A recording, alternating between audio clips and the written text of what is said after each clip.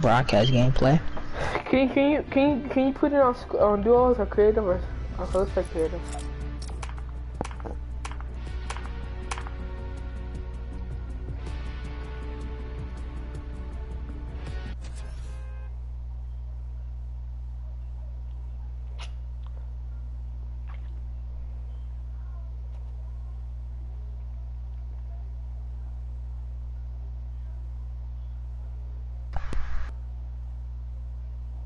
I named my live stream what? I'm not gonna be able to get on FaceTime with you. Why? Cause I read my chat off iPad. Say what? I read my chat off my iPad. Say what? I read my I could like it's just gonna be paused. I can still see your face. I can see your face perfectly fine. Go to my island. Go to my island.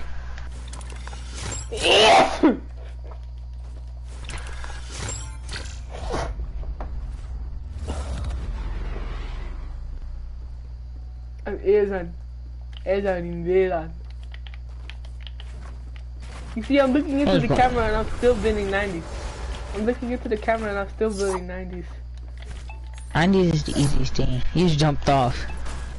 That's not just jumped off. I look so in it, man.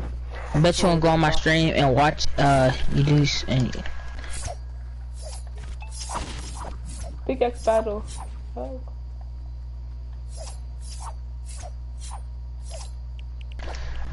I was gonna change teams. Now we're on the same team. Oh, never mind.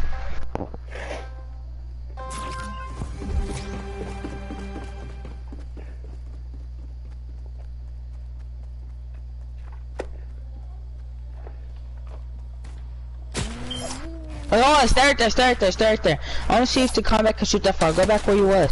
Go back. No. Go back where you was.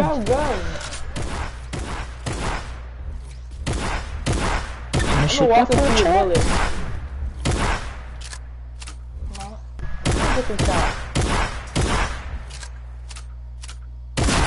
Really? I just want chops too, but no. Here, I got you. Here. No, I'm good. I don't need that, but okay. Why did you drop 5? That's fine. You can't even let me build off! You wuss?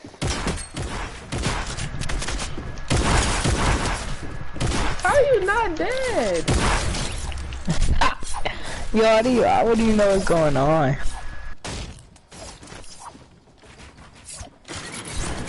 Really?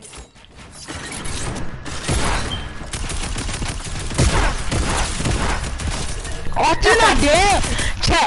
Chat. Are you not? Is he not dead?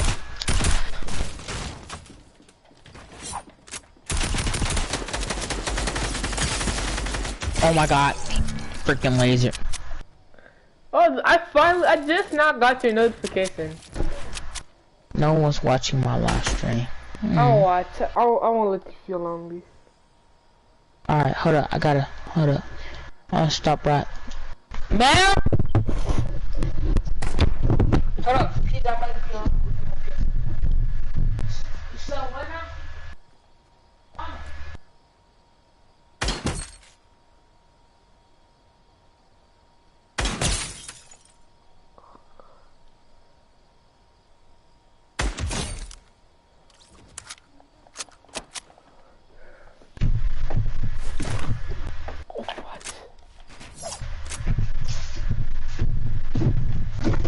You ended your live stream?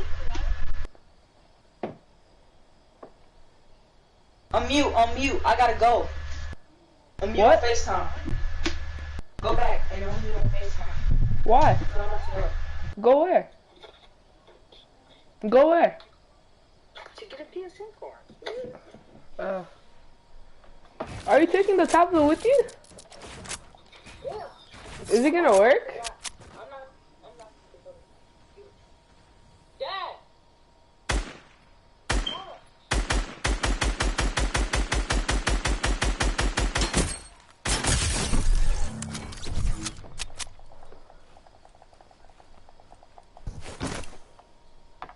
the gang, use my heart.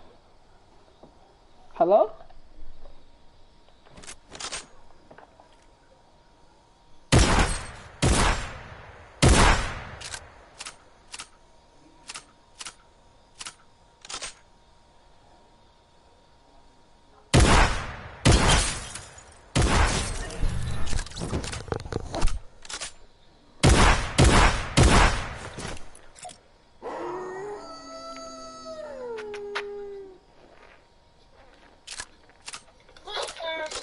I strained for like 3 minutes.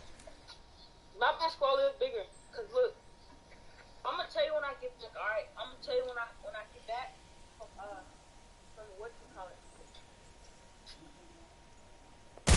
You leaving? I'm gonna tell you when I get back. I'm gonna watch you my party. Look at me play basketball. No one cares, really. Just what you know how I do all those game. Can you watch my live stream when you go? Cause look, I use this as a guard. So look, so what I do is,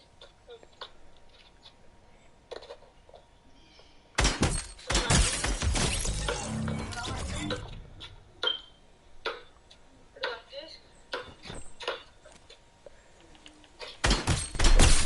I think it all the time. So interesting.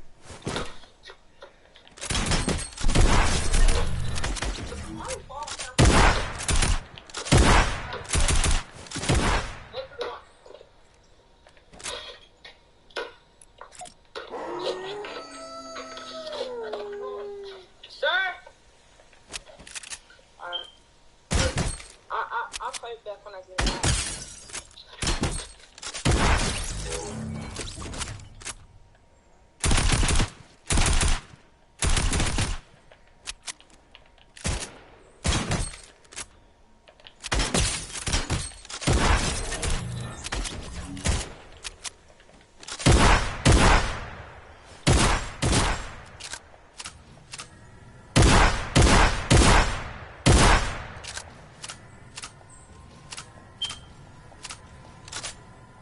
I like that song.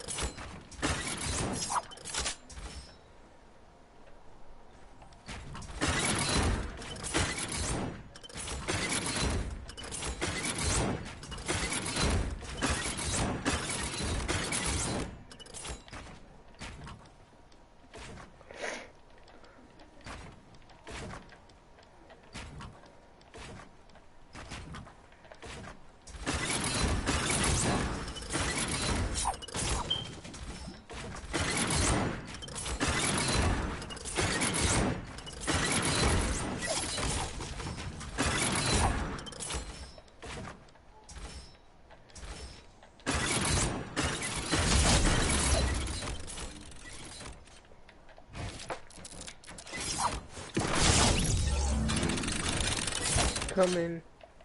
Racking up the kills. Racking up the kills. Racking up the kills. I'm racking up the kills. Racking up the kills. I'm racking up the kills.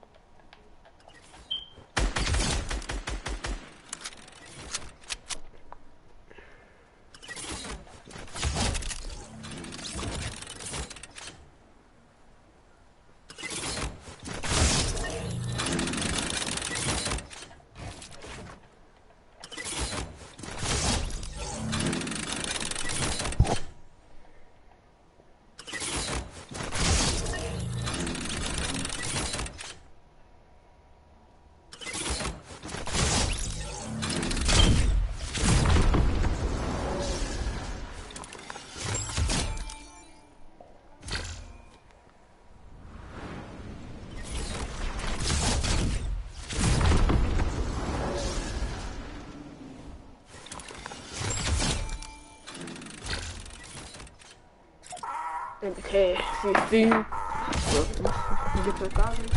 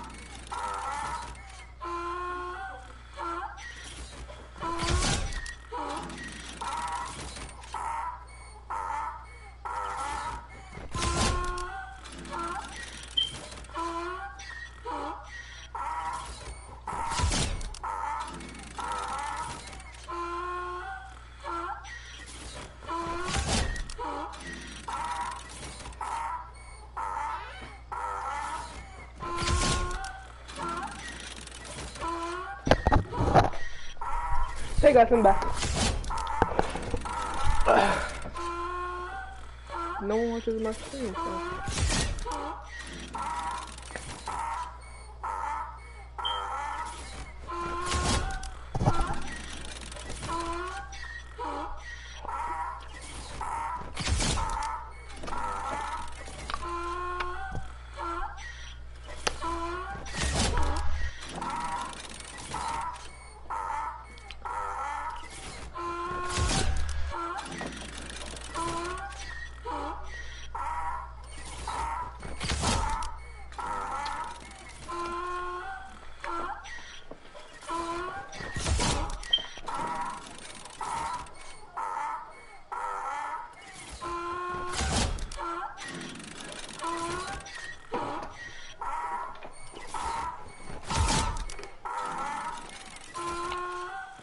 Well.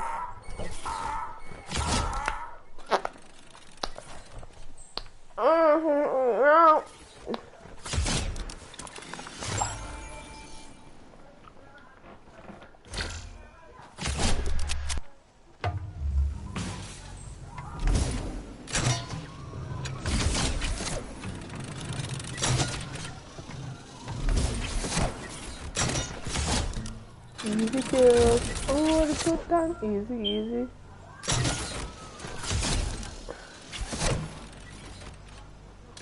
Not at all.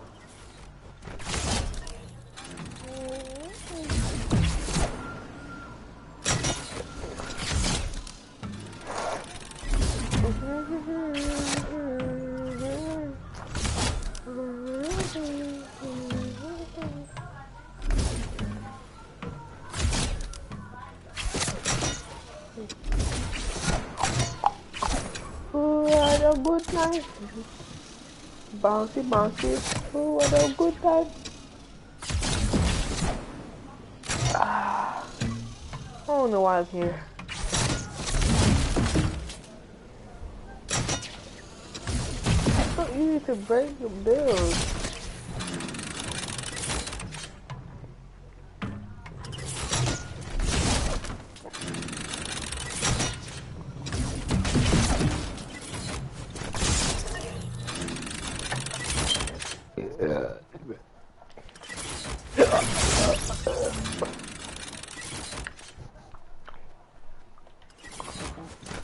It's my butt now.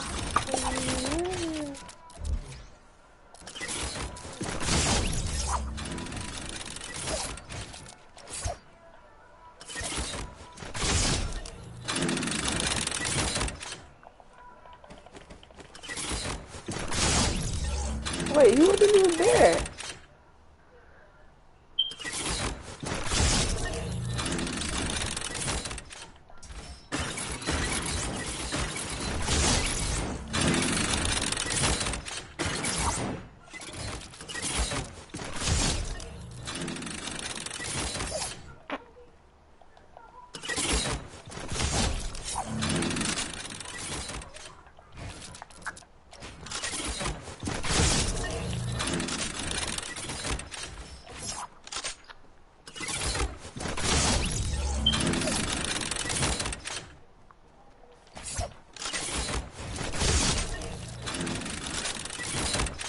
Cause I know that I'm my way.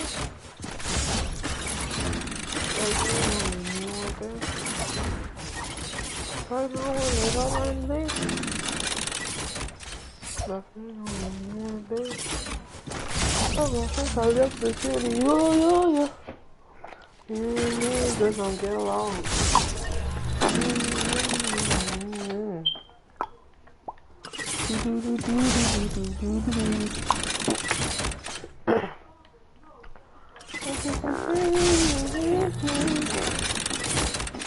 And I wanna need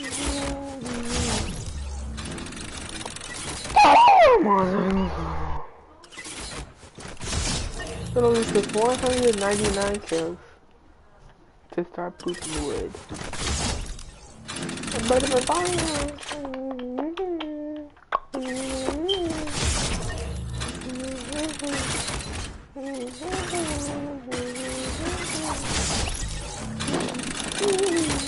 Trap house. I'm pooping now. I'm pooping wood.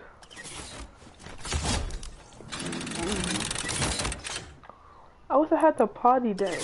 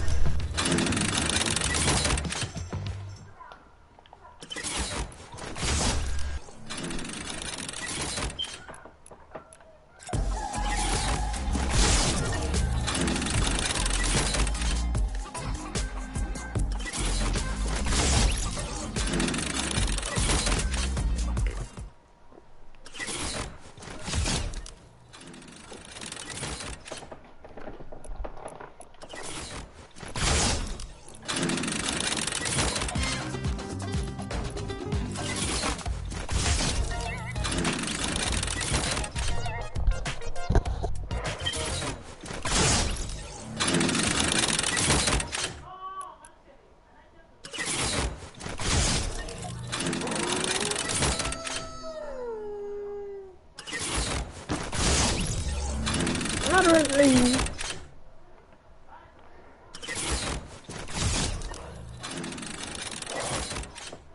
This is so boring.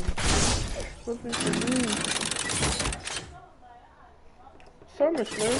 He made the real tight friend. Lewis too. Well, there might be a couple other things that got started, but it was mostly that, I just didn't like, the way, I don't like his technique, his technique. Oh. I could get into more detail, but I don't think I need to. No, I think you should. No. This show is This is one of the situations that could happen, Just saying, if I would go back and watch this whole record,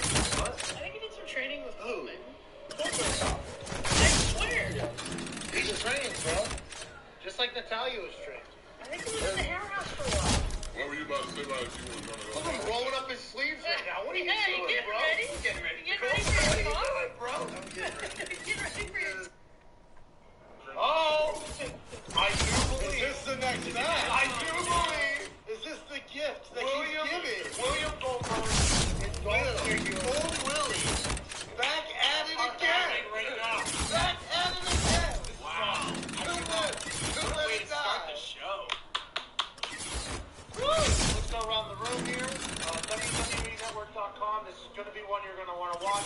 Bill Goldberg. Who's next? Stand-up comedian Dolph Ziggler's next. In that match is next. Let's go around the room real quick. Who we all got to win? Nick, who do you got? Bro. You got the bro to win, Titus? Bill Goldberg, Shayna. I got Goldberg. I got Goldberg as well, bro. I don't know if there's gonna be a winner after this match.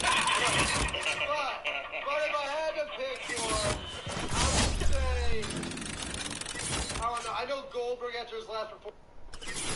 Welcome to the Wire. Wire. The off-season edition where we actually got some basketball last night. How many of y'all actually tuned in and watched the game? Most impressive player on the court, in my opinion. Yeah, I watched, 5-10 minutes. I was like, you know what? Not for me. Not for me. Yeah. Games like that don't interest me as far as, like, there's no stakes. I mean, I guess there's some stakes for people that are trying to make the team. Like, it was the stakes of that. You're not getting that cut. But it was just like, okay, it's a scrimmage. Cool. You know, that's my point of that. So I was on the mad. It's for those last borderline people to make the names for themselves. And also, I think it just gets, you know, it just starts off for what you're getting ready to do. They got LA next, and then they go over to Australia and then China or something like that. So Team USA is there.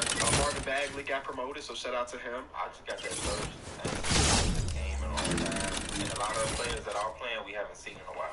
Like, the finals was the last basketball we've seen. Whole point, dude. Those guys ain't playing this shit. Right. You get to see the Jalen Brunson. Like, I never want to go out. De'Aaron Fox, Jason Tatum, and Marvin Bagley and some of the improvements. Hopefully, because they are playing out there with high-level talented players, and they will have to go back to their team. But when you look across the court, a lot of these guys play together. Marvin Bagley. I think Corey Booker would be a good one. Corey Booker. Yeah, why not? Hey, Miles, dude. What the frick is up, dude? What's up, bro? My guys.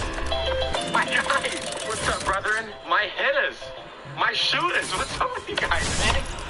What's up, dude? What's up, man? My hitter. My brother from another mother. Give me a handshake, bro. Oh, yeah. Cool. Good to see you, man. My guy, Mike. My guy, good to see you, dude. Lock it like that. That's how y'all do it, right? With the lock. Yeah. My shooters, my hitters. What's up? My shooters, my hitters. Did you watch the Democratic debate? Yeah. Yes, I did. Oh, yeah? So who you voting for?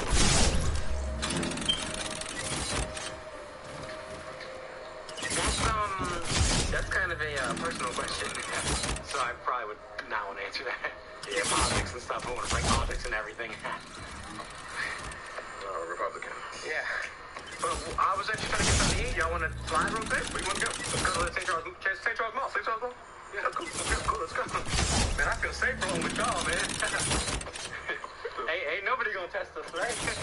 Alrighty. The mall, you mind if I get the aux cord? Oh, go ahead, bro. Cool, let's grab that real quick. Put that in. Alrighty, I got some tunes for us today. Alright, let me just play the first song. Here we go, and we're off. 2, 3, 4, 5, 6, 7, 8 M's in my bank account. I got 1, 2, 3, 4, 5, 6, 7, 8 shooters ready to gun you down. I buy a new car for the bitch. I tear down a mall with a bitch. You can't even talk to the bitch. She fucking with bosses and shit. I pull up in Rars and shit. With choppers and Harleys and shit. I been Gucci down. You wearing Lacoste and shit. Montclair, yeah. Fur came off of that. Triple homicide. Put me in a chair. Hey, bro, can you put something else on? Yeah, you changed it? Oh, yeah. Something different? Yeah, something different. Oh, yeah, okay. Yeah, I can do that. Cool, I'll put something else on for y'all. Here we go. Little Gucci gang, Gucci gang, Gucci gang. Gucci gang, Gucci gang, Gucci gang.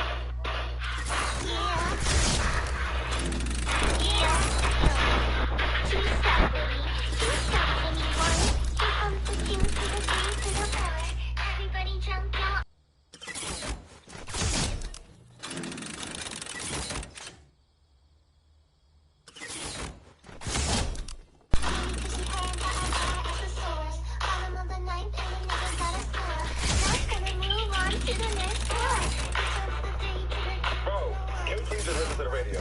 Please. Whoa, oh, you guys, radio? Yeah, radio. Yes, the radio, please. Oh, I'm sorry. Well, I have the local radio station on my thing. It's okay, I'll fix it. Let me, I got it here. Go ahead and change this. Sorry about that. My fault, my brother. My fault. My head is. Alright, well, let me just do one more song on my thing, okay? This is the last one on my playlist. This one is on the last one on my playlist I have on my thing. Alright, here we go.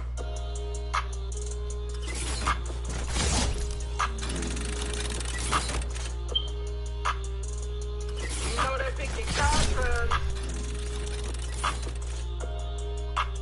I'm a slave girl. I'm a slave. You know they picking cotton.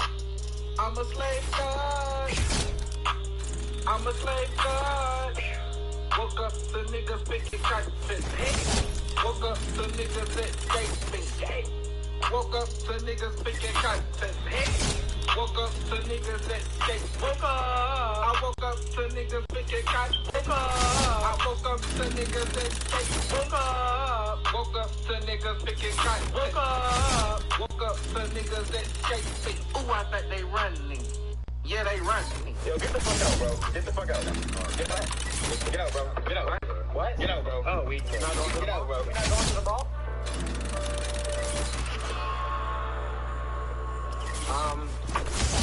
So what was the issue? Bro, those songs were racist. Racist? Me?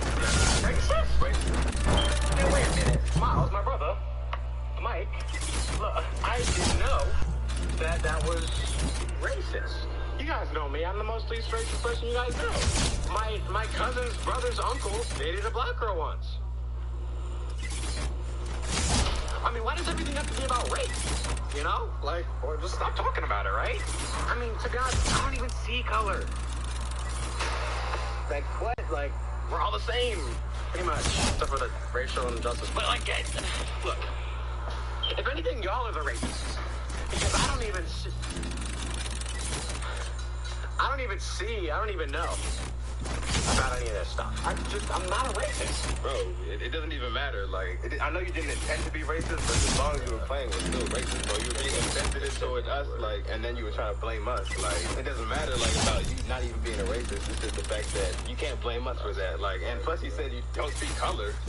You should see color, actually, man. Color. Like, come on, bro. Look, I understand, okay? Like, I'm sorry, but I'm not a racist. And how can I be a racist when my shoes are black? There we go. Where y'all going? Where y'all? I sworn. Right? That's really how people be, though. People really be saying stuff like that, man. That's crazy. Hey, you made it to the end of the video. We straight to the outro. No warning, we in the outro now. Hold on, y'all see all that stuff like this? Hold on.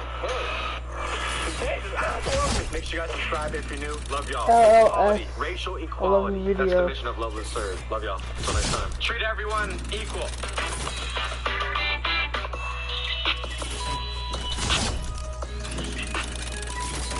Grim Reaper 1995, and then I forgot the other one. Treat everyone equal. 16 in and out, baby. Yo, what's up, everybody? It's I woke up to... Okay, I shouldn't say that. I woke up to people picking cotton. What's wrong, man? Someone's gotta do it. People everywhere are confusing clothing ordinance for robes. They're both cushioning, comforting, and out. I gave my friends 1 hour to spend $10,000. And while they were doing that, I smashed their cars with meteors. And after that, I took them all to a dealership and bought them new cars. You each get $10,000 to buy whatever car you want. You guys have 1 hour to spend $10,000. Here you go. Go spend 10 grand. Have fun. When's it start? It starts now. Let's go. Break it up. Bye. So what store you want? There's fun. I mean, we only got an hour. We have giant meteor, a crane, and a forklift. We're gonna take a meteor and we're gonna put it it on Weddle's car. We're gonna take another meteor and put it on Marcus's car. Both of them have no idea that we're doing this. And then we're gonna take a bunch of mannequins and put them in Chandler's car. And we're also filling Chris's car with bouncy balls. Basically, all 4 people out spending $10,000 is gonna get trained. But for clarification, only these 2 getting smashed by meteors get new cars. Let's do it. This one is too small. Outer space wouldn't send this. This one, right here. This one goes on Marcus's truck. Can you put it on there, Jake? No. All right. Chandler knows we're smashing their cars, so he's going to stall them a little bit longer, so we have more time to smash their cars with meteors. But what he doesn't know is we're also buying time to fill his car with mannequins. Love you, Chandler. Let's go get a mower! This is like when your dad takes you to Home Depot and you don't want to go to Home Depot. Let's whip it. So I just bought a lawnmower. But this isn't any lawnmower, Marcus. This is the Cadillac of lawnmowers. The Bugatti. The Bugatti. It does have hydraulics! We're in Marcus's car, but before we destroy it with a meteor, I want to show you how terrible it is. Okay, I have it in drive, but I think that means neutral. From what I heard, it's 1 off. Yep, it's 1 off. How is this even street legal? Marcus, why is your car beeping? Why does it smell like my grandma? Struggling there? It's stuck. It's stuck. Somebody help me. All right, car number 2 is Jake Weddle's. There's literally food everywhere. I see it smells like pizza in here. It does smell like pizza. Marcus smells like his grandma. Jake smells like pizza. It does start. I'm shocked. I'm gonna take this car for a test drive, then we're gonna smash it with a meteor, then we're gonna give him $10,000 to buy a new car, which is a lot, because this car's worth $800. And I'm also giving him $10,000 to spend rent. Jeez, how much is this gonna cost me? A lot, dude. Okay. I need a loan. Increasing the time limit to like 3 hours. Is that okay? Yeah, we'll go get ourselves a nice lunch. I gotta catch you later. We're about to drive off. Love you. Bye. Bye. He didn't say I love you back. What am I at right now? Don't make him do math, bro. Math is hard. Get 604. Oh, pretty good. Yeah. Look at the receipt. We wildin'. Dude, we're the new Mr. Beast, bro. How long it is? Look at that thick boy. That's a thick boy right there. Woo!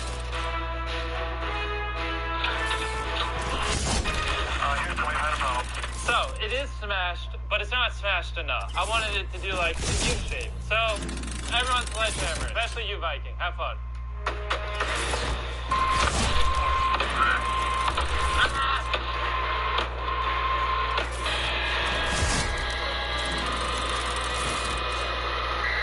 Oh my God, there we go.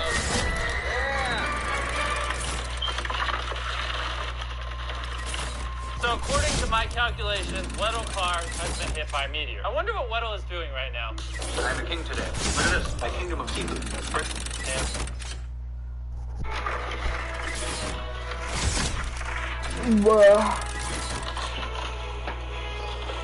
Wow, a meteor fell from the sky.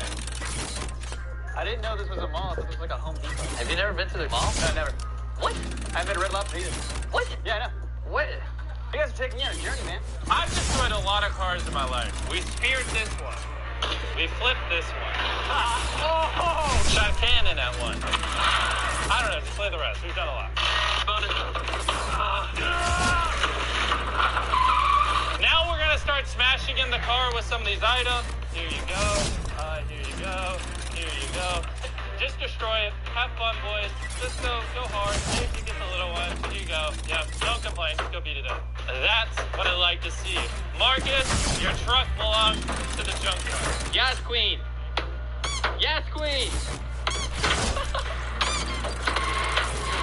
800 coming off. All right, now it's time to spray paint it to make it look like a meteor.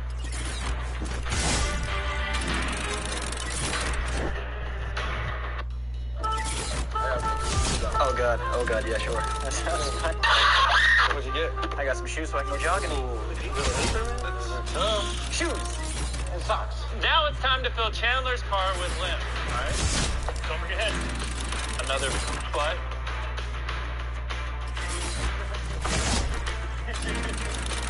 So as we're filling Chandler's car with just tons of mannequin limbs, I wonder what he's up to. I'm gonna get a pinky ring. Are you gonna get an actual pinky ring? Should I get one? I like thumb better. Thumb ring? Anyways, it can't be better than this. That is creepy.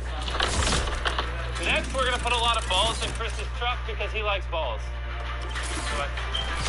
Pink is what Chris wanted. Okay, yeah, cool. Hello? Hey, so we just finished. Where are you guys at? We're at the mall. Go ahead and start making your way back here whenever you're ready. We just finished all of Jake's shopping, so we're good. We'll head back to the church. Alright. What do you think the reaction is going to be like? So the white car is Weddle, and he's gonna be kind of funny. He's a comedian. He'll have a one-liner. The truck is Marcus. He's literally going to scream. He's gonna jump up and down. He's gonna go like, I guarantee you. Chris and Chandler, they don't see it coming, and they're just gonna be like, what? Scream. He's gonna jump up and down. He's gonna go like, I guarantee you. Chris and Chandler, they don't see it coming, and they're just gonna be like, what? Let me just tell you guys, the fun never stops. We're gonna go shopping again? Yep. That's it. They just pulled up. Oh boy. Oh boy. Oh boy. Oh boy. Oh boy. Hold on. It's only one white truck with red stripes like that. What is in my car? Why did they do it to my car? Weddle and Marcus are probably shocked. They had no idea. Marcus is not getting out of the car. My car's on fire! Why is my car on fire? I ain't do it, bro. I ain't do it. I had change in here! I was gonna do laundry with my change! What is she doing? Bruh. Didn't you pay attention to that SpongeBob episode? The pioneers used to ride these babies for miles. Where? Who's Marcus calling? No, is he calling 911? I'm about to FaceTime my mom right now. Okay. You got hit by a meteor, bro. You got a lowrider now. What do you think of your new car? Better have it. I'm sure it still runs. Do you have anything valuable in it? Speakers. Did you? It sounded really good. Oh, really? I mean, the engine might not have sounded really Yeah, good. because we took it on a test drive and it was screeching. No. How do you? This is so heavy. They're 8,000 pounds a pop. It came from space. Your car only weighs 2,000 pounds. You weighed it? Yep. Oh. You guys already know, this is Mr. Beast. Can't say it. Looking for drama free. He said it, not me. So, you each get $10,000 to buy whatever car you want. Oh. Really? Yep. Right now? Yep. Right now? I'm an insurance company and we're gonna take you guys to get new cars. I like how they keep the truck. See, he's hugging me. Oh, yeah, now you're hugging me. Dude, Marcus was furious. I just had a full tank of gas in here, too. I was told you hated me. I've been through a lot in this truck. So this is $20,000 actually in cash. Here you go. You guys split it. Oh, it's too heavy. Oh. Fair enough. That's fair. Y'all better not have touched my air freshener. Your car appears to be full of lead. Where's all my stuff? We sold it. Why does mine have balls? Are you trying to say something? Well, I explicitly said multiple times you like balls. He likes balls. Oh, that's true.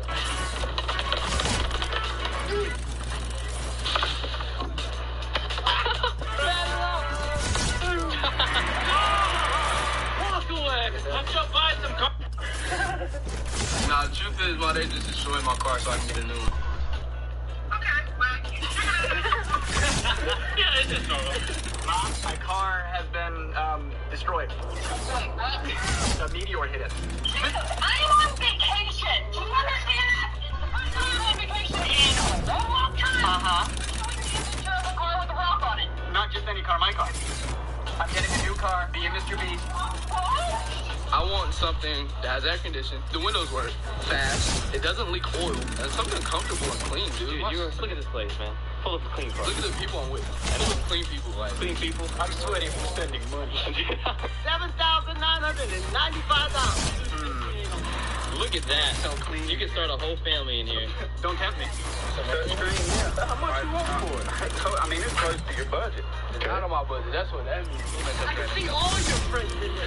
All four of them. I'm only gonna buy it unless it's $6,900 for the name. 6,900 for the meme? 69,420. We'll do it if it's 6942.0.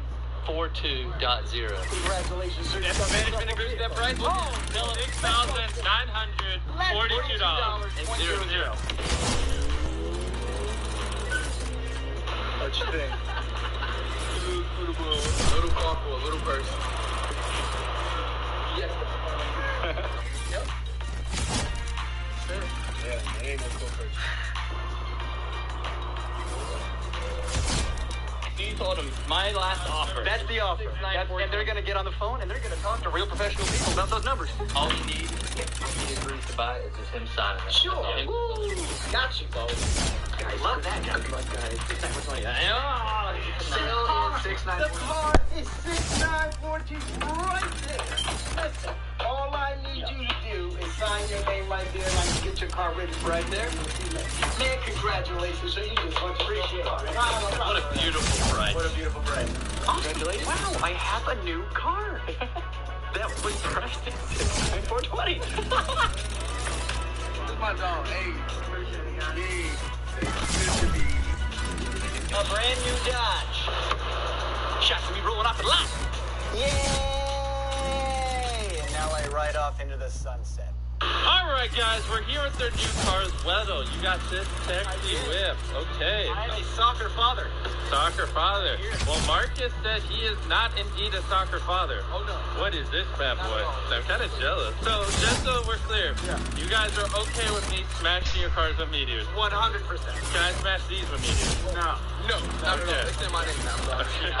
I just got kicked off my mom's Okay, well, subscribe or I'll smash your car with the meteor.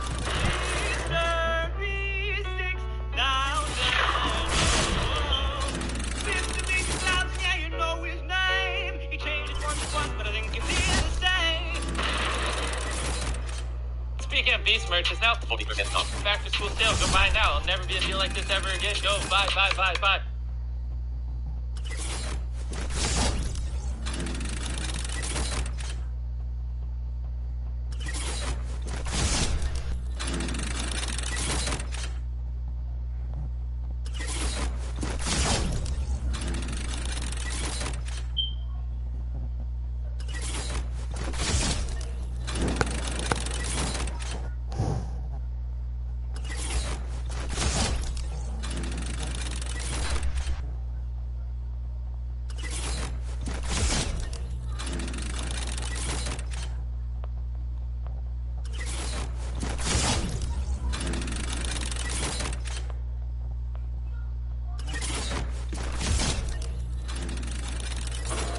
Some groups just don't get along.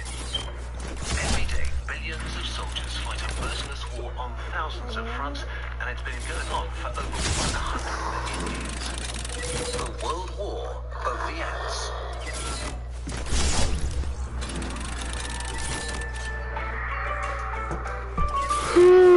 That shit is gonna be so boring if I watch it back. Ants are ancient beings that arose around 160 million years ago and took over a wide variety of ecological niches so seamlessly that they became one of the dominant animals on planet Earth.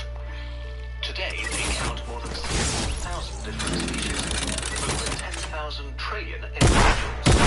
Collectively, ants alone make 20% of the entire animal biomass on land. Similar to humans, their recipe for success is collaboration.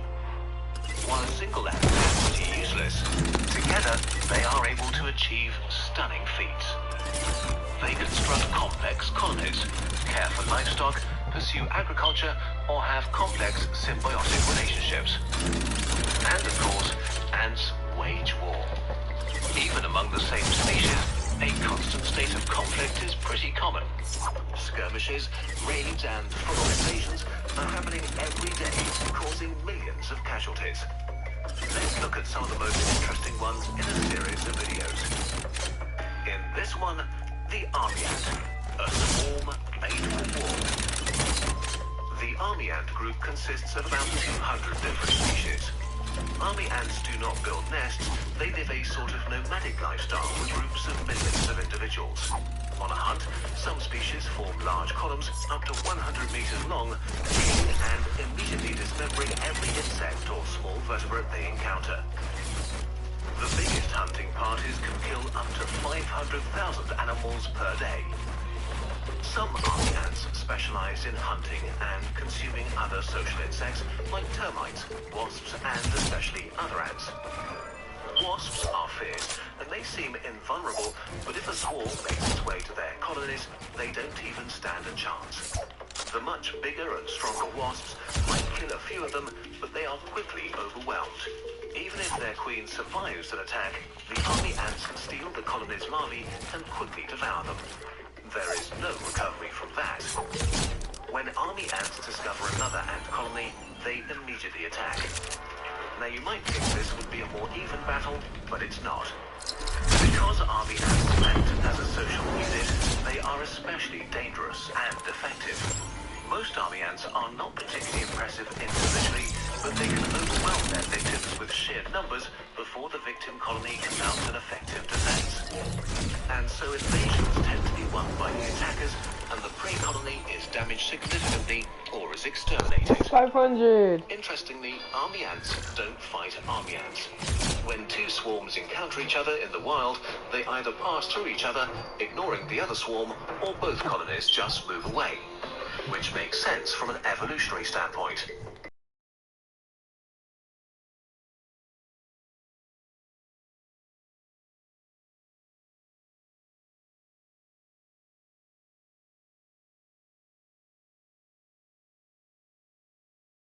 When they notice army ant scouts carrying as many larvae with them as they can in order to return and rebuild after the attack. Other species have invented living bunkers since fighting is so futile. They have worker classes that have big square heads. When army ants show up, they use them to block the entrances to their nests, so the attackers have to give up after a while. But not everybody is afraid of army ants. Leafcutter ants form some of the largest and most complex societies of any animal other than humans. They live in extensive nests many meters deep and across, harboring millions of citizens with a highly sophisticated division of labor. Like huge soldiers, 100 times more massive than a worker. Their sole purpose might be to defend their colonies against army ants. They still have a nemesis, though. The diet of the army ant species Nomomyrmex esbekii consists mostly of the larvae of other ants. Compared to other army ants, they have a more robust soldier caste. So far, they are the only known species that can successfully attack a mature colony of leafcutters. When they find a leafcutter colony, hundreds of thousands attack in a long... I don't know what's going on. I don't even know who Jeffrey Epstein is. I don't really care.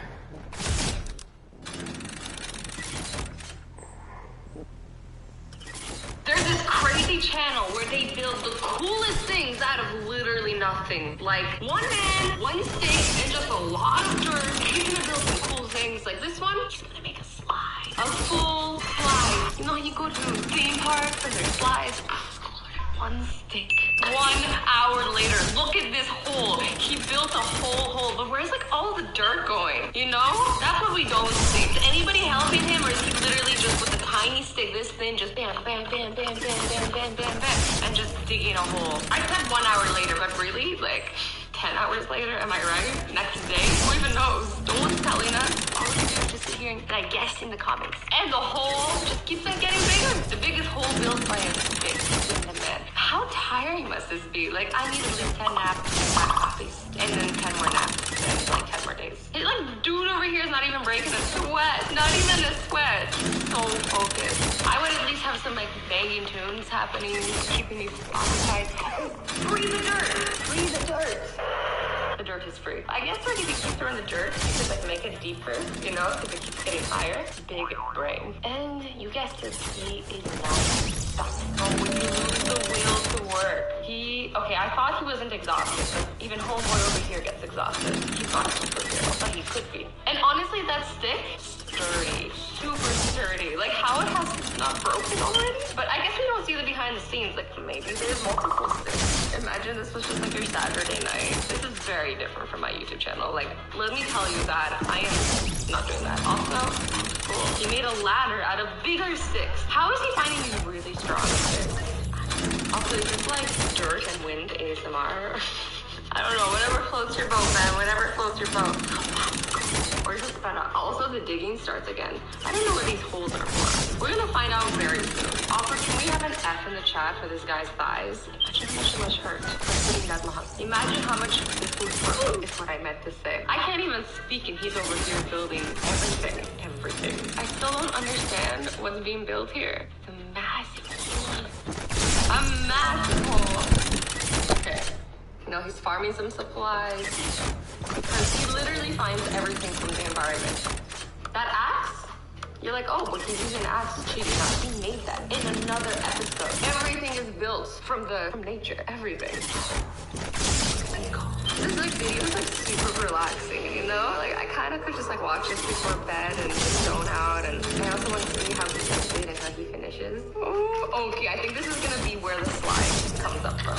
That does not look safe, you know? I'm gonna just balance a full slide that is a full human needs to fully slide down on some bamboo and some rock.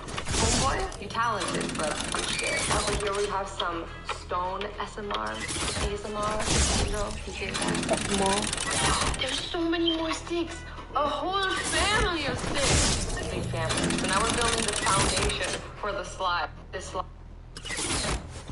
Oh, different. I don't care. Oh no, I never thought I'd see the day when I saw a stick backstabbing another stick by hitting an axe and breaking open a stick. What am I talking about? I don't know. I'm talking about a stick. Oh my god. When is this man gonna come back? With me? No, I appreciate you. Okay, he's breaking it open, but like perfectly. It's like 2 even halves.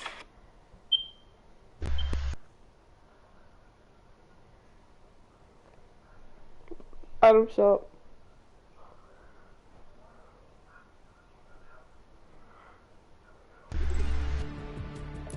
Funk ups.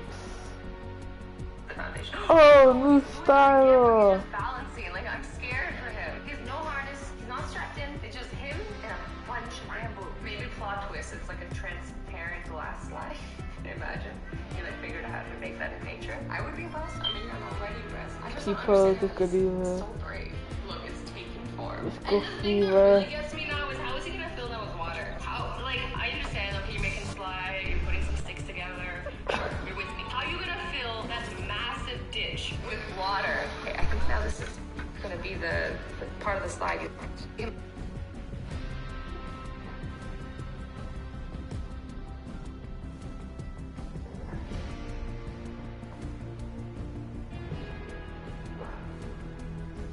No way one man could do this. Either way, it's impressive, regardless if he had help or not. Wow, look at it. He's making moves.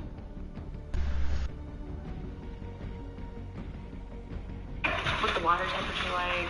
You know, he looks like he's enjoying himself. Would you guys go into this pool? I would definitely think about it.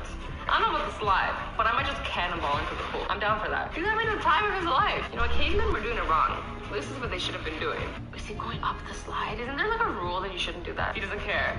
That looks really dangerous. What if it's slippery? Oh, he's sliding! Oh! Okay, this has made my night.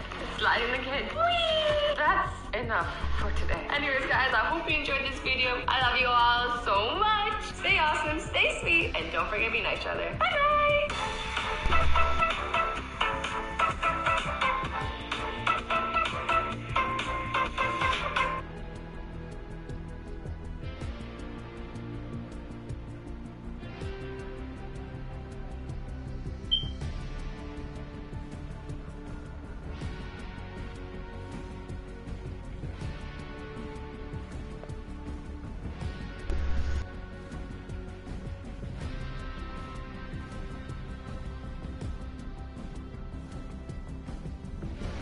Bro, I thought this one was gonna come in like 30 minutes. It's been a whole hour. It's been a whole hour. Oh, damn. I'm gonna be the man. Let's try solos.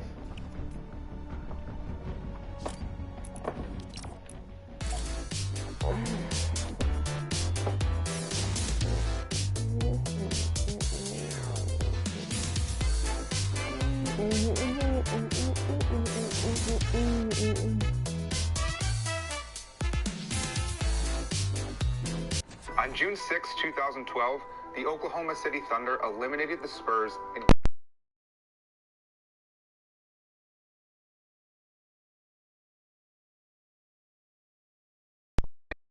Antonio tied 2-2.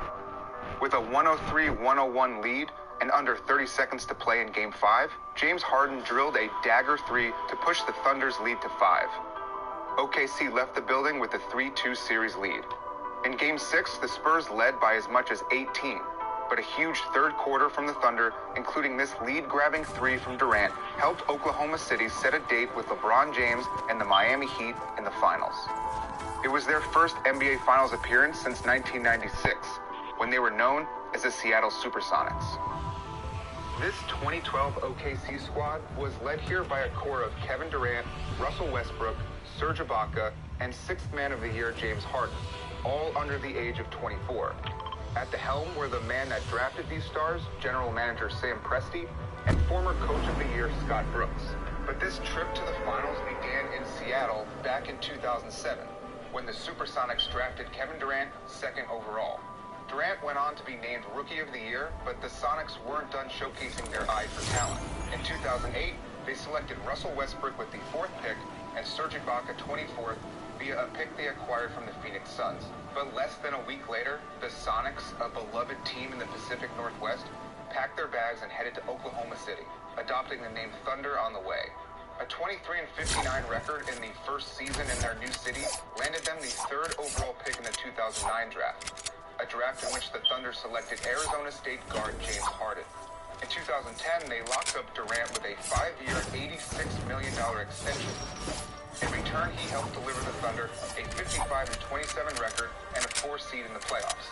OKC then advanced to the Western Conference Finals before falling to a Mavs team that would go on to defeat LeBron and the Heat in the finals.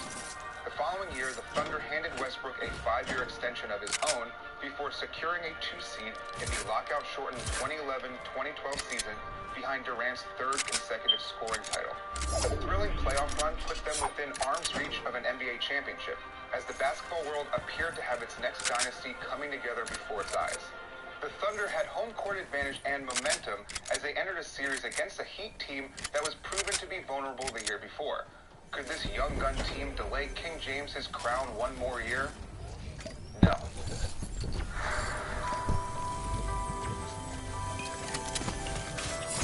After taking Game 1 in Oklahoma City, the Thunder fell silent as Miami's Big Three turned up the heat.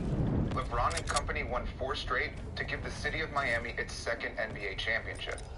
The offseason became one of big decisions for GM Sam Presti, as both Serge Ibaka and James Harden entered the final year of their rookie contract. In August, Ibaka signed a 4-year, $48 million extension, casting a sudden shadow of doubt over OKC's ability to re-sign Harden without diving headfirst into luxury tax hell. What the Thunder didn't know was that a new TV deal was going to help the salary cap explode in a couple years, providing allo for those luxury tax burns. But with an inability to predict the future, they did what they thought was right. They offered Harden a deal worth about $5 million short of the max. They asked their budding star, who had already sacrificed a starting role to help the team, to sacrifice a little bit more to help their bottom line. Harden understandably felt he had sacrificed enough already, and with neither side budging, Presti decided to flip him to the Rockets for a haul including Kevin Martin, Jeremy Lamb, and draft picks. The max deal they couldn't afford to pay him worked out to about $16 million a year, essentially chump change compared to some of the contracts signed after the salary cap spike. But that's the tragedy of the situation. As the stars began to align, the timing was just a bit off. Or they blew it. The choice is yours. Even without Harden, the Thunder dismantled the rest of the league en route to the Western Conference's best record, becoming the 4th youngest roster ever to win 60 games. A top seed in the conference set up a first-round playoff matchup against a familiar face, the Beard himself and his 8th-seeded Rockets.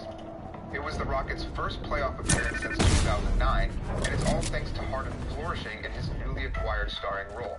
But as is customary in the first round, the 1 seed prevailed as the Thunder closed out the Rockets. But the most consequential moment of the series came in Game 2. As a timeout was called in the second quarter, Rockets guard Patrick Beverley lunged at the ball, connecting with Westbrook's knee in the process. An MRI revealed a torn meniscus, and surgery would sideline him indefinitely. Game 3 would be the first game Westbrook ever missed, including college and high school. He was sorely missed the following round as a rematch of the 2011 semifinals handed the Memphis Grizzlies an opportunity for revenge. An opportunity they seized, sending the Thunder packing in 5 games. In the offseason, one part of the Harden trade left, while another one was cashed in.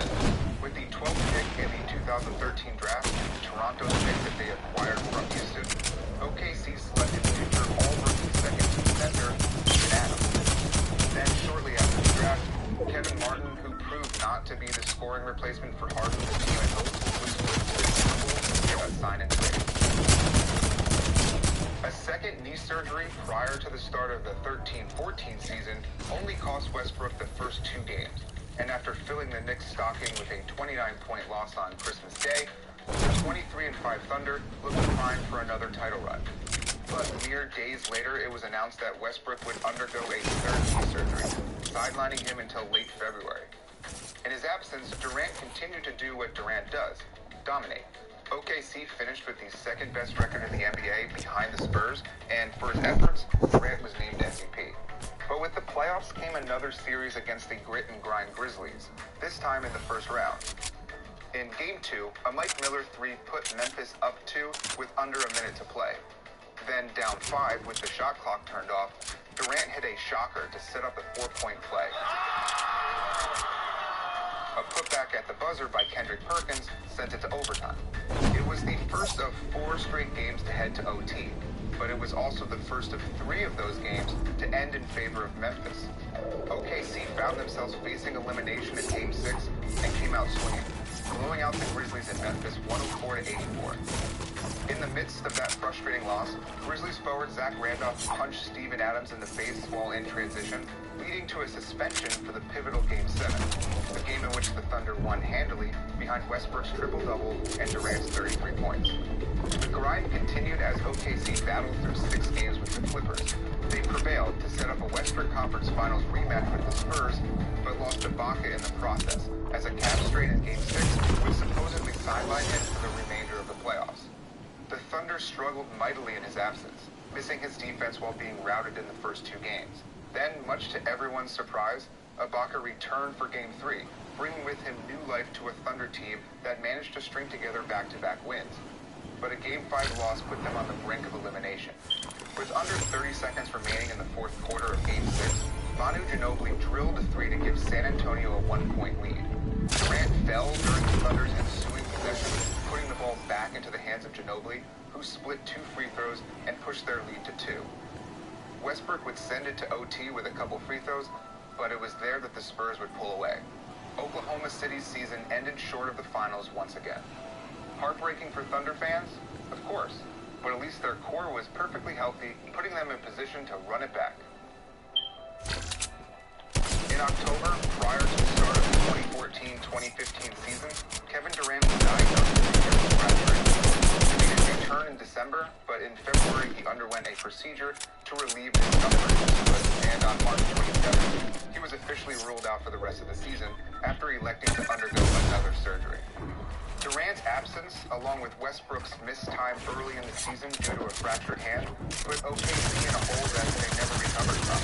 The Thunder were on the outside looking in come playoff time, finishing 9th in the Western Conference via a tiebreaker. It was the first playoffs without the Thunder since 2009, and it cost Scott Brooks his job. In the words of Serge Ibaka, why would you fire him? What has he done? Florida Gators head coach Billy Donovan was hired in his place, and with their core back at full strength, turned their focus. 68! Durant and Westbrook went on a tear and helped push the team to 55 wins, good enough for a 3 seed in the 2016 playoffs. After knocking off the Mavs in 5, the Thunder once again met with the Spurs. But this time it was OKC's turn to finish the series in 6, advancing to the Western Conference Finals. It was there that they met the defending champion Golden State Warriors, coming off a record-setting 73-9 regular season. By beating the 95-96 Bulls record of 72 wins, this Warriors team had a legitimate case to be remembered as the greatest team of all time. But the Thunder were up to the task. He made the news. Your old Titans friend. New ones too. Titans are back, bitches!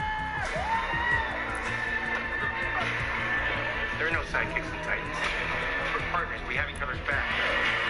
This is the new Titans. Crypto. That's a fire, isn't it? For a bit. OKC handed Golden State their first home loss of the playoffs in Game 1, thanks to double-doubles by 4 members of the Thunder starting lineup. The Warriors bounced back in Game 2, but upon returning to Oklahoma City, the Thunder trounced the Warriors in back-to-back games. OKC was in possession of a commanding 3-1 series lead that had the greatest regular season team in NBA history facing elimination. Determined not to be eliminated on their home court, the Warriors extended the series with a win in Game 5, sending it back to Oklahoma City and giving the Thunder a chance to end it in front of their hometown fans. But with 5 minutes remaining in the fourth, Warriors trailing by 7, Klay Thompson hit a three from way beyond the arc. It was his NBA playoff record 10th three-pointer of the night, and it cut the Thunder lead to 4. A three-pointer a minute later from the other Splash Bros, Steph Curry, cut the lead to 1. In the final minutes of the game, the three-point barrage continued as Curry hit again, this time tying the game at 99. With the score locked at 101, Andre Iguodala stripped Westbrook, leading to Thompson's 11th three-pointer of the game. It gave the Warriors a lead they would retain to force a decisive Game 7. OKC entered half up 48-42 in the do-or-die final game of the series. But then the Warriors did what the Warriors do and dominated the third quarter, holding the Thunder to only 12 points and securing a double-digit lead heading into the fourth. Oklahoma City would never lead again as Golden State became the 10th team in NBA history to come back from a 3-1 deficit in the playoffs. An absolutely crushing blow to the OKC fan base. The Warriors then went on to become the... It's June 6th, 2001, Los Angeles, California. Last minute of overtime in Game 1 of the NBA Finals between the reigning champion Lakers and the Philadelphia 76ers. LA is definitely going to win this series. Nobody in their right mind would predict otherwise. But right now, Philly's up 2 points. Allen Iverson has the ball and the opportunity to all but decide this opening game in favor of the underdog Sixers. This moment has the potential to transcend the overall series outcome in NBA history. To fully understand why, we need to trace the paths these people took to get here and grasp the incredible unlikeliness that they even made it this far. Let's rewind. So, these teams entered the playoffs with the same record, but they are not particularly alike. This Lakers squad is an absolute buzzsaw. Last season, they won a remarkable 67 regular season games, then had to scratch and claw through close playoff series to eventually win Kobe Bryant and big MVP Shaquille O'Neal their first championship. This year has been the inverse. Even among rumors of a Shaq-Kobe feud, LA won 56 games. Great, but not incredible. But they finished the regular season on an 8-game win streak to clinch their division, then just mercilessly plowed through playoff opponents. They swept the Blazers, swept the Kings. They even swept the 1-seed Spurs, and at no point was any of this close. They took those 11 straight playoff victories by an average margin of 15 points. Shaq has looked as dominant as ever. So is Kobe.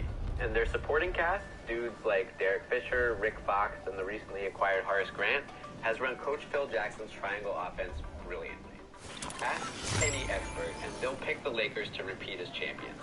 Same with the odds makers. As far as gambling is concerned, LA is the most heavily favored NBA Finals team ever. And they opened this Game 1 by reminding everyone why they're a historically safe bet. Thanks in large part to Fox's shooting and Shaq's sheer force on the inside, LA fired off a 16-0 run in the first quarter. By now, O'Neal has a commanding 44 points, which of course leaves one wondering how the Sixers are winning the game. Because the Sixers, they did not coast into this series like the Lakers did. Far, far from it. Just looking at this lineup on the floor gives you hints of how much the Sixers have changed this season and how many obstacles they've faced. Let's start in the middle. This is Dikembe Mutombo. 4 months ago, he wasn't a Sixer. In February, Philadelphia was rolling. They had the best record in the NBA with an elite defense anchored by center Theo Ratliff, who'd been selected alongside Allen Iverson for the All-Star game later that month. But on February 7th, disaster struck. In their last game before the All-Star break, Philly got smoked by Steve Francis and the Houston Rockets. And worse, Ratliff aggravated a wrist injury that was later shown to be a stress fracture. It would require surgery and sideline him for quite a while. Gunning for a number 1 seed and a deep playoff run, the Sixers didn't have that kind of time. And as it happened, the miserable Atlanta Hawks were ready to trade their star defensive center to Mutombo. They didn't mind taking the injured Ratliff in return, but demanded another key Sixer, Tony Kukoc, to get a deal done. It was a big swing for the Sixers to take, and though Philly wasn't quite as dominant after the All-Star break, Mutombo did win Defensive Player of the Year, and he's been a crucial part of this playoff run right up through tonight. It's not like Dikembe has slowed down Shaq. Nobody does that. But at the very off the rim the penetrators, made Shaq work on the other end, and put some good, hard playoff fouls on the big guy. 5 of them, in fact. Guarding Shaq is frustrating, but it'd be way tougher if the Sixers had just stood pat with an injured Ratliff on their roster. And we can't talk about injuries without discussing these 3 guys, each of whom has guarded Kobe Bryant tonight. They've done a good job, too, thanks in large part to Eric Snow's quick hands, Aaron McKee's poise on the block, and Raja Bell's fearless ball hawking. Kobe has as many turnovers as baskets so far.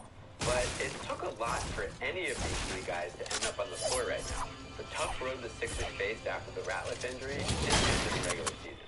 During the second round of the playoffs against the Raptors, key wing defender George Lynch aggravated a fracture in his left foot. He hasn't played since. In the following round against the Bucks, Snow, another lockdown defender, broke his foot, fracturing the bone around the screw that had been surgically implanted in his ankle months prior. And amazingly, yet another defensive specialist broke his foot tonight. It hasn't been diagnosed yet, but when 6th Man of the Year Aaron McKee came up limping in the 4th quarter, it was because of a chip fracture in his right ankle. McKee is struggling, you can see. So, yeah, lots of broken feet, on the court and stuck on the sideline. Oh, and Mutombo has a broken finger he suffered in the conference finals, and Iverson will get tired. The point for now is these Sixers are absurdly wounded, which explains why this guy is on the court at all. Raja Bell is on the floor in crunch time of the final game, and he is nobody. Or at least he was nobody. Bell went undrafted out of Florida International University in 1999. He spent a season with the Yakima Sun Kings of the CBA. The Spurs signed him before this season, but played him literally 0 minutes, then cut him. Philly snagged Bell right before the playoffs as injury insurance, and obviously they have needed injury insurance. Tonight, he's been an instrumental part of the brigade assigned to Kobe. It's big plays in transition, and he pulled off this truly inspired feat of pivoting to cut into a small Lakers lead a few minutes ago. So, I guess my point is this. The playoffs have been so punishing that the Sixers are trying to close out a final game with 2 broken feet, a broken finger, a guy who started playing NBA basketball months ago, and, well, we'll get to Iverson's performance in the playoffs. I first want to make clear that Allen Iverson wasn't supposed to be here, like, for any of this. The fact that he's even on the team right now has a lot to do with Matt Geiger. Yes, Matt Geiger, the tall, bald dude who comes off the bench behind Mutombo and who played some solid minutes tonight.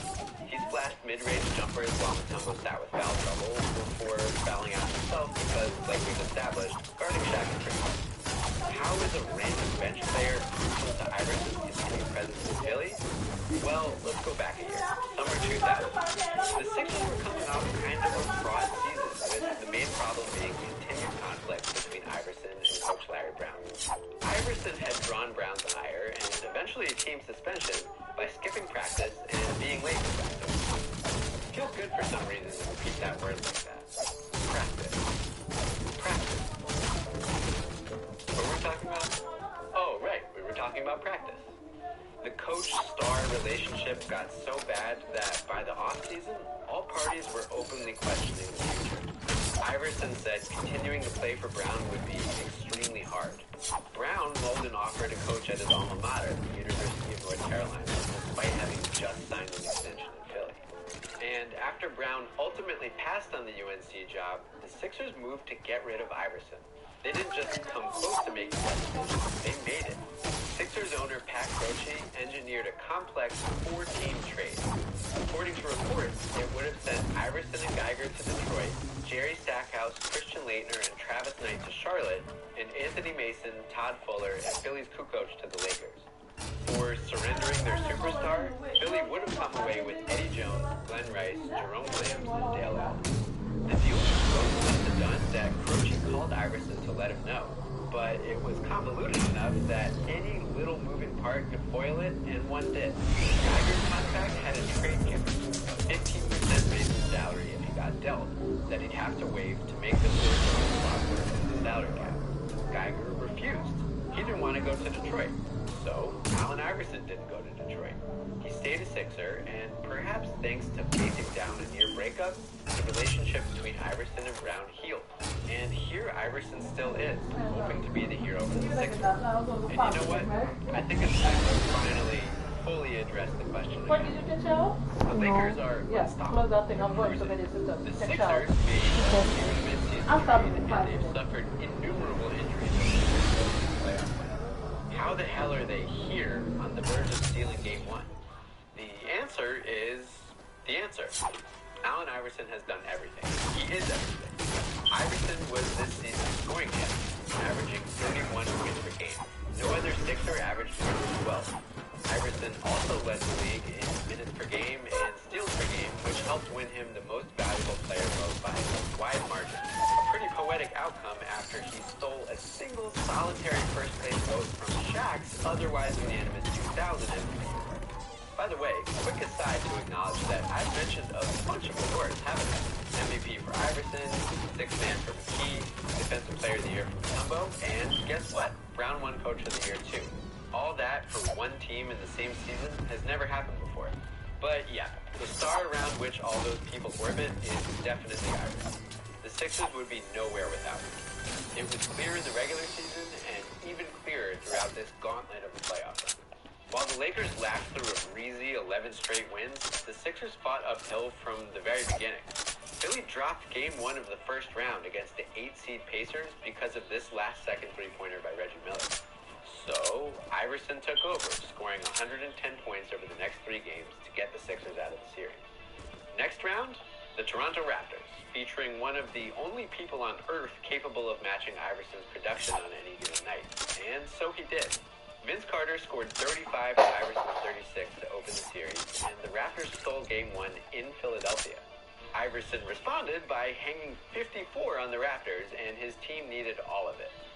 Snow was the only other Sixer to even score in double figures, but Philly secured a close Game 2 victory.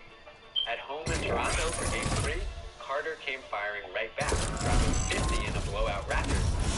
Iverson struggled a bit during Game 4, but got a boost from Tumbo and McKee and hit a big late three to help the Sixers tie the series.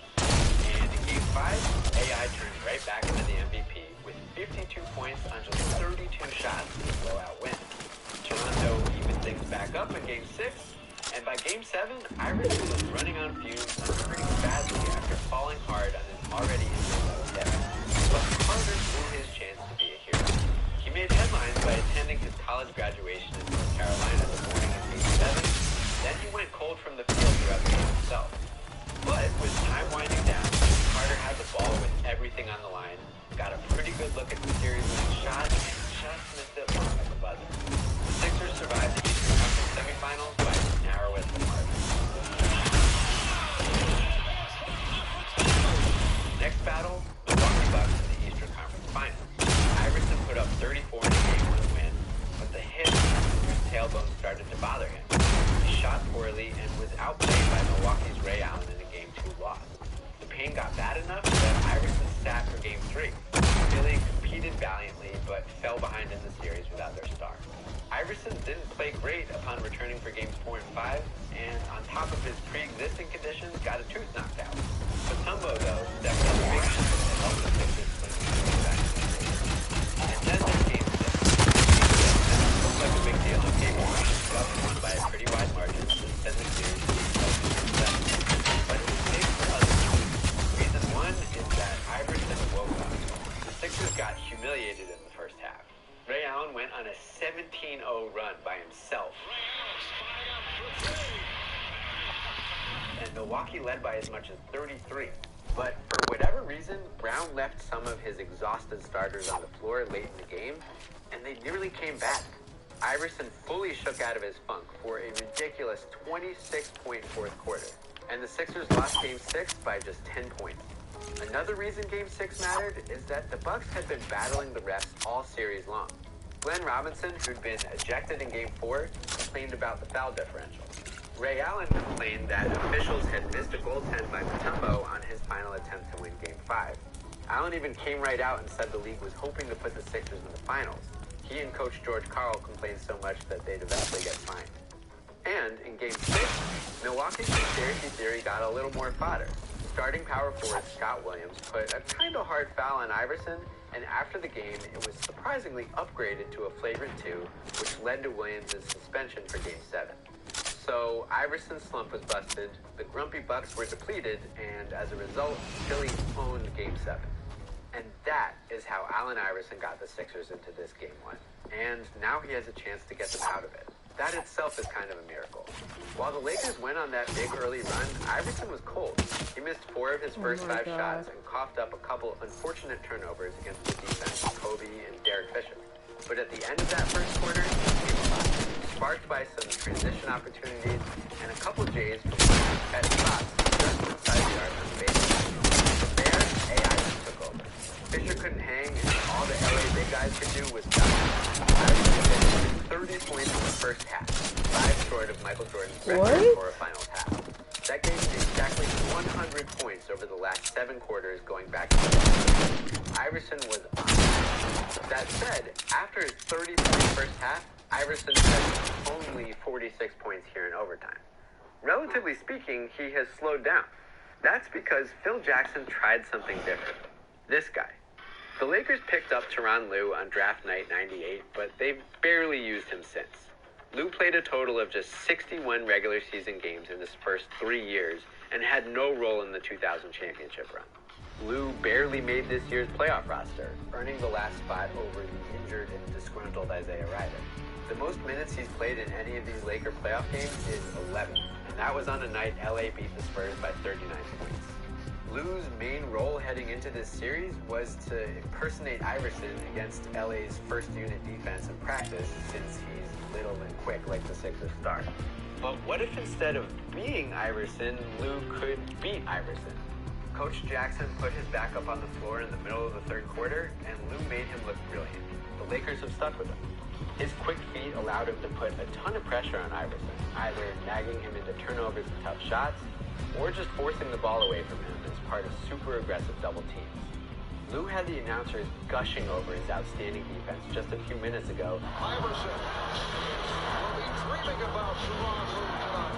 And I'm pretty sure when the PA system asked who let the dogs out, the crowd responded with Tyronn's last name. The double zeros up there, shot clock violation. The only reason Philly has this 2-point lead is because Lue fell down on offense a minute ago, allowing Iverson to line up an open 3 at the other end. And now, here we are. 2-point game. The man with the ball has been battered all playoffs long, but he's been playing up to his MVP status in spite of it. The man standing in his way is getting the first real playoff minutes of his career, and he's made the most of them so far. Around Iverson is the wreckage of 3 controversial, debilitating playoff series before this. Broken bones and bench warmers pressed into action. Some of these guys weren't even around a couple months ago, and Iverson himself might not be around if not for the choices of a middling role player. In any event, these Lakers are a powerhouse defending champion, very, very unlikely to surrender.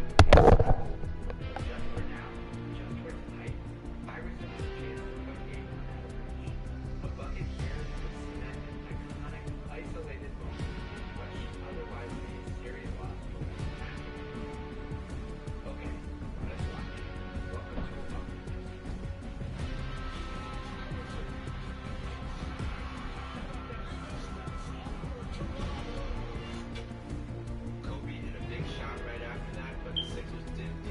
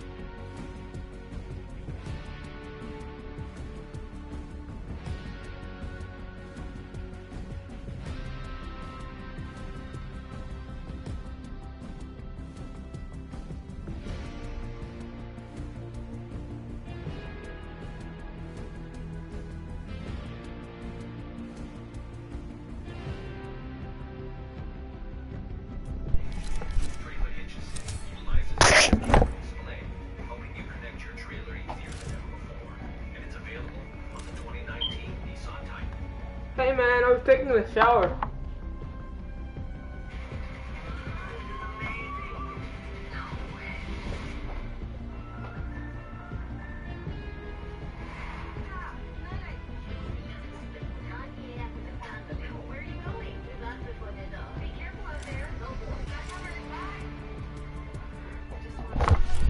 You died already? Or did you leave the game? Okay, can you call me on Discord?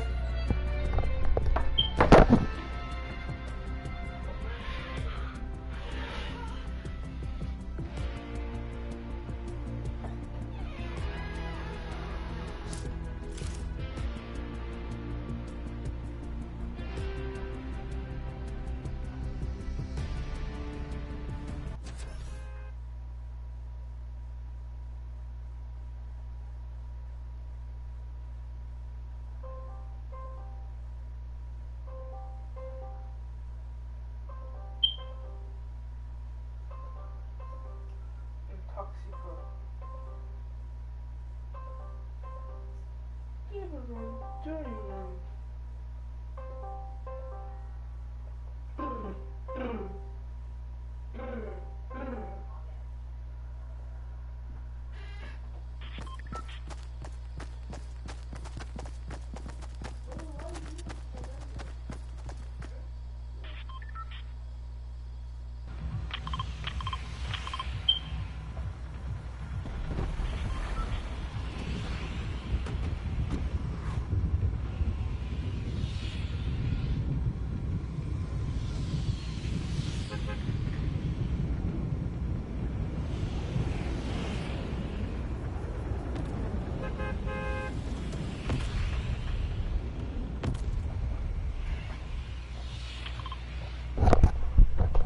Sorry, man. Where you at? Mega balls. Okay. I'll be auto thingies. Oh, I'll be there. I'll be just put on some cloth. Some clothes. Some clothes. Some clothes. Hi, look close. Hi, look close. I'm gonna take the rift. To a different place.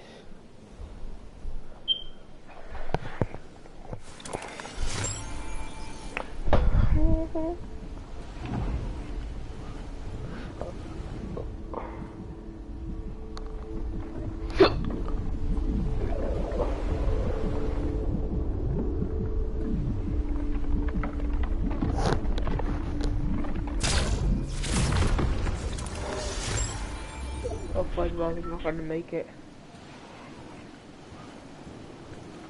Okay, where can I get something? Oh, I'm pretty sure there's some boys over here. And there might be a gun.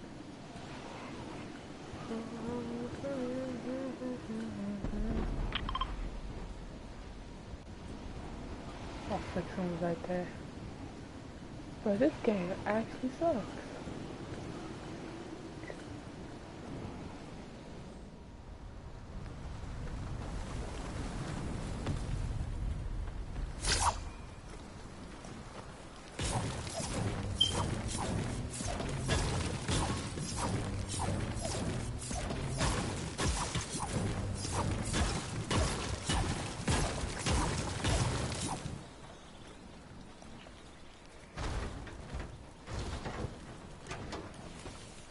Buta.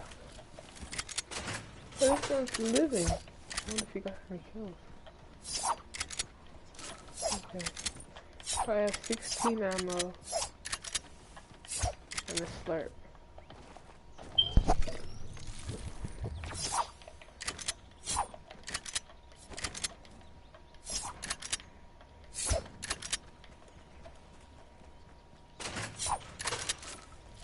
Let's find the shotguns over here, huh? Oh, is it AR? Okay.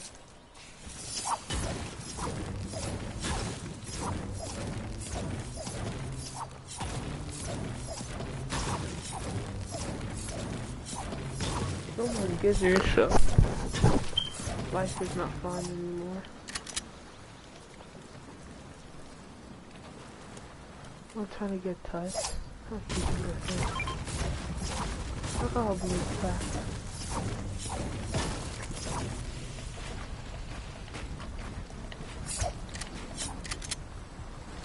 Okay, now I got an AR. Decent ammo. And we got this ammo.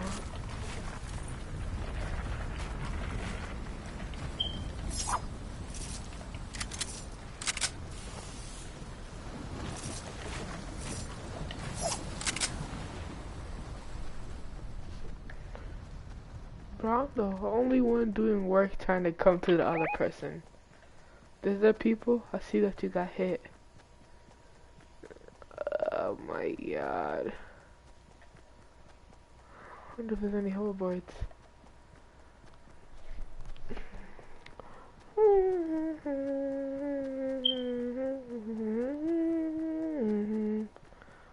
There's no hoverboards?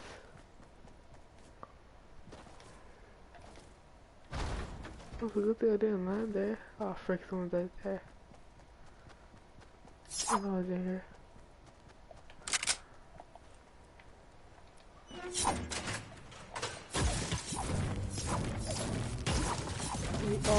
Oh my god, you're low.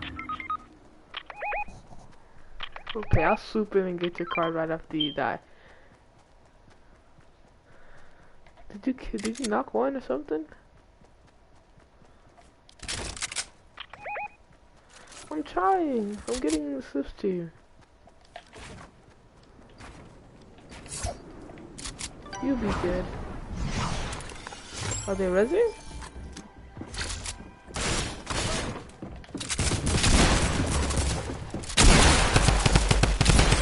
Bruh. I hit that. That's a headshot. Did you knock one?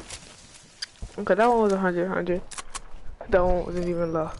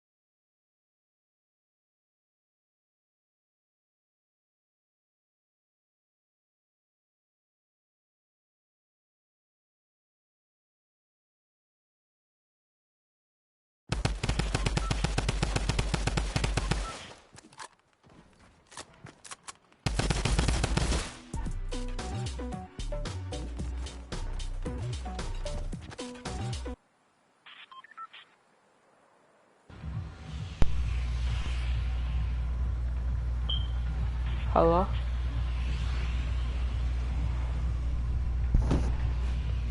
Okay. So you're gonna mark somewhere? Oh, like right there? Okay, I got you.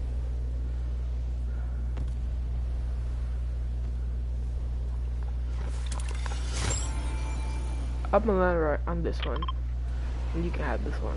I'm pretty sure there's a track right there. Oh, that's easy. Whatever, something. An attack on me though. Really? There's a attack down here too, so I'm good.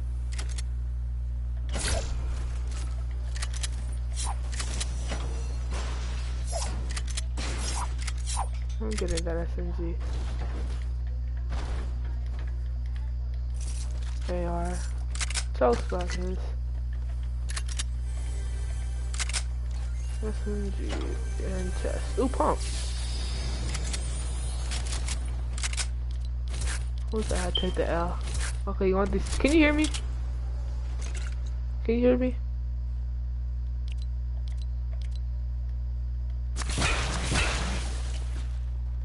Are you gonna respond? Can you hear me? Don't you do that up and down thingy with your head?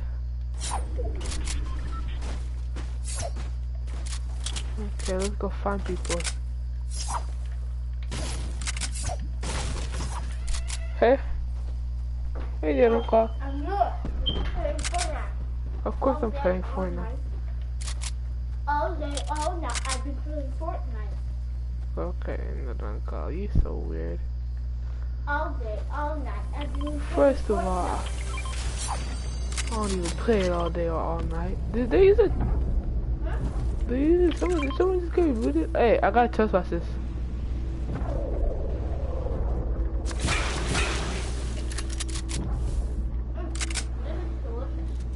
The burger is delicious. Yeah, I cooked it myself.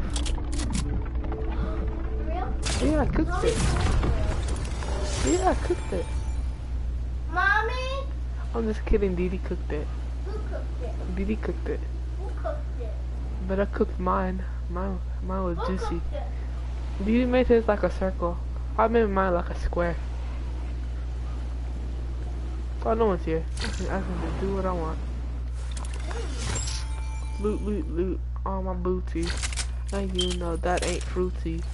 I got a blue SMG. Yeah. Yeah, Didi cooked them.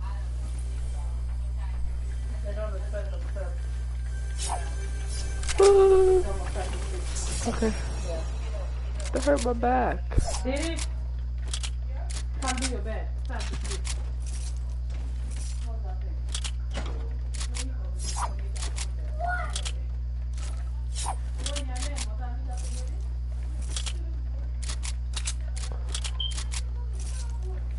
Where all this giraffe was coming from?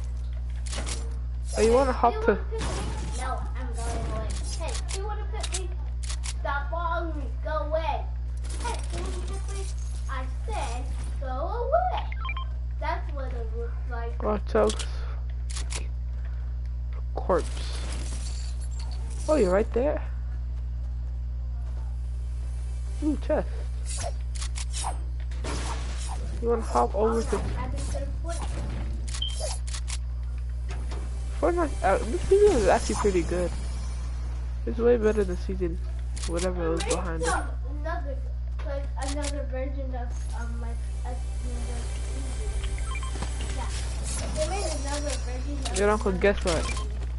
I don't even understand what you just said. Did you just use the chest pass? Okay, I got minis in a big pot. I know you marked this. So you used the one of the chest passes and left it with one also. Makes sense. I've been playing Roblox. All day, all night, I've been playing Roblox. All day, all night, I've been playing Roblox. Can you carry those bandages or what shield are you carrying? What are you carrying? The slurp juice? Can you carry bandages? And I'll carry the slurp juice.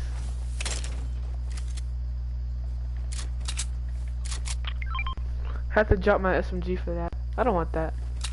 You wanna go to Tilted Town? Turn the other way. Let's go Tilted Town.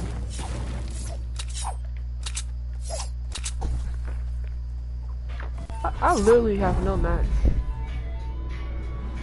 You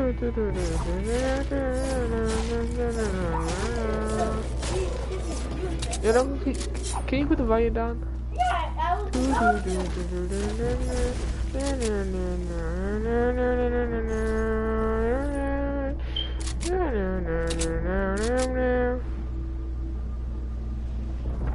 Hey, bush spaghetti. Bushy spaghetti. Ha, what? Ooh, purple tack. You want it? Cause I want it. Okay. Makes sense.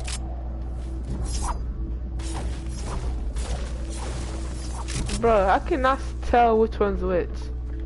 I see. I can't tell what rarity which one's this.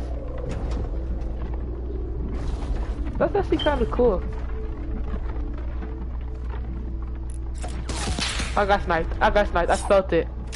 I felt it.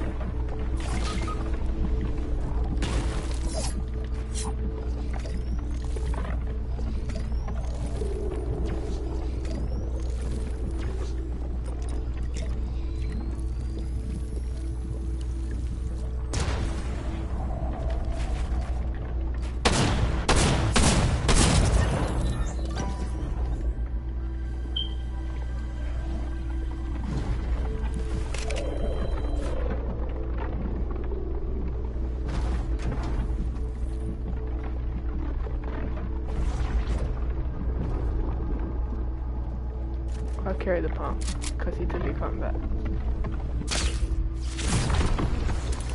don't even see where he went. Where'd he go?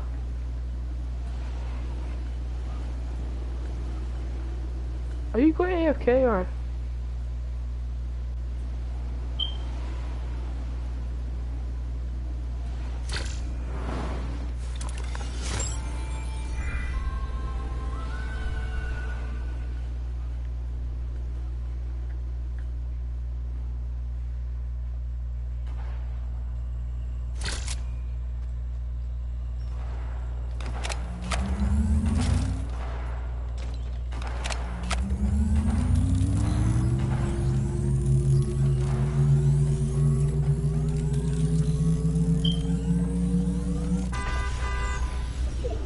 AFK?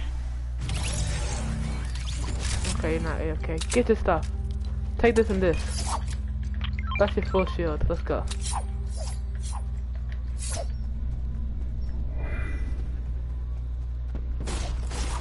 Come on, dip. You don't want anyone seeing you. I kind of like my outfit. You can't break it. Or can you? You wanna go fight those people over there?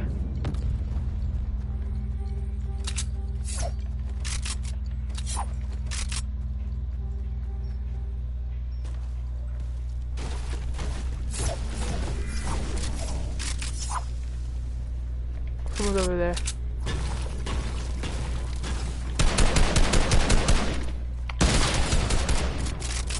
Oh, that hurt.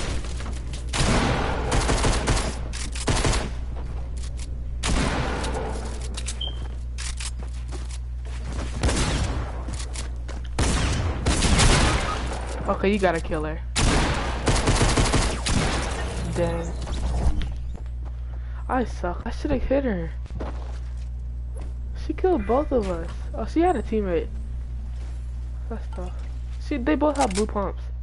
Okay, I'll play one more game. It's not 8 yet. Oh, it is. I'll play one more game and I'll get off. Yo, Uncle, can I have your other burger? No. That's what he was gonna say that. I've been broadcasting for 2 hours.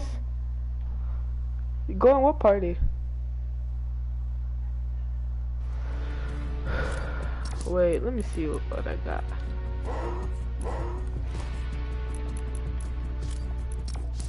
What let me put on?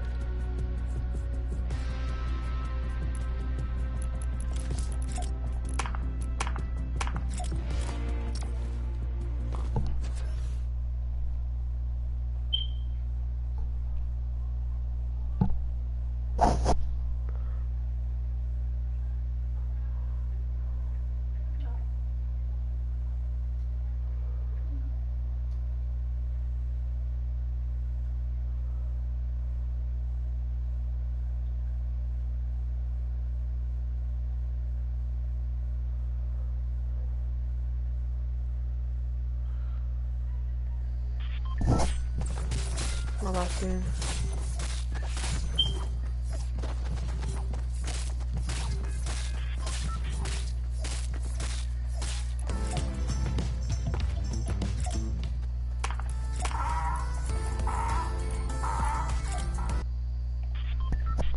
Where we landing at? Market. I'm thinking paradise.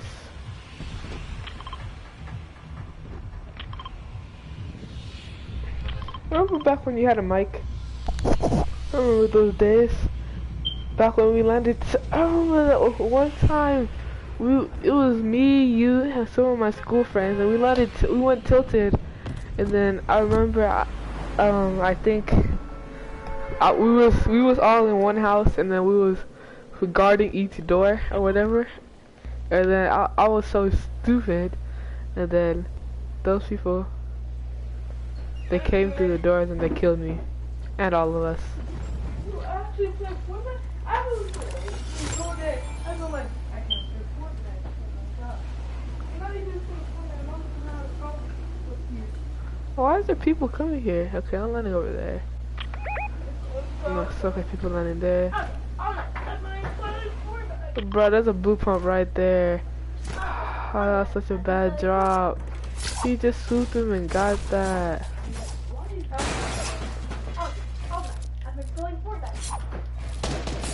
You don't know.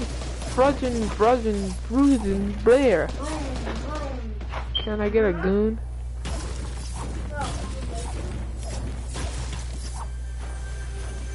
I know that. Ooh, I got a scar.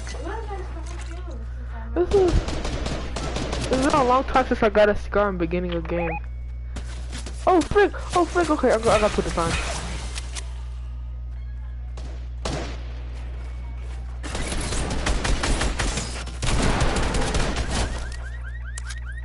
I know this girl got a pump.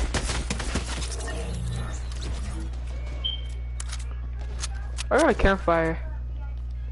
I'm putting it down, I don't care. I heard trespassers. Someone's nearby.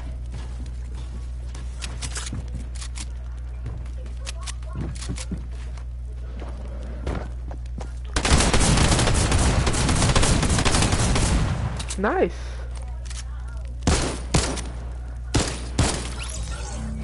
Come in the. Okay, now it's gone. Okay. I just played Fortnite.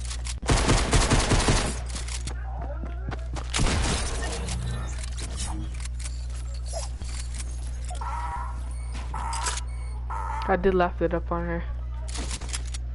You got a shield? Drop the shield. I know you. Oh, okay.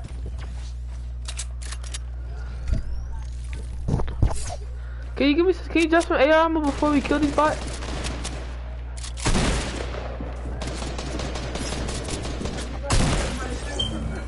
More people coming. Bruh. Oh my god.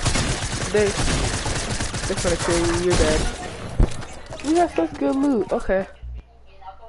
Okay.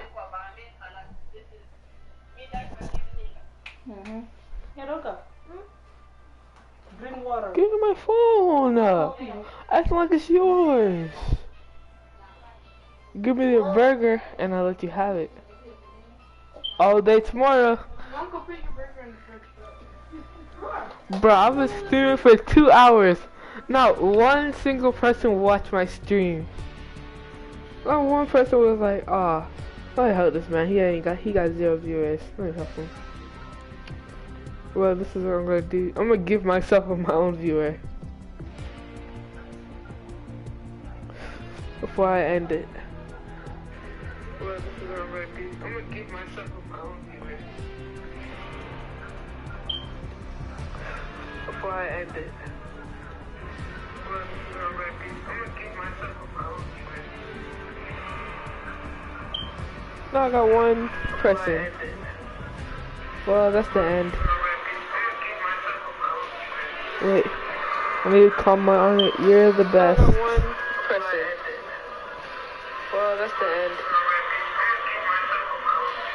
Wait, I need to calm my on it. You're the best. One person. Well, that's the end. I'm sorry, but I gotta get off. I gotta get off. So see ya.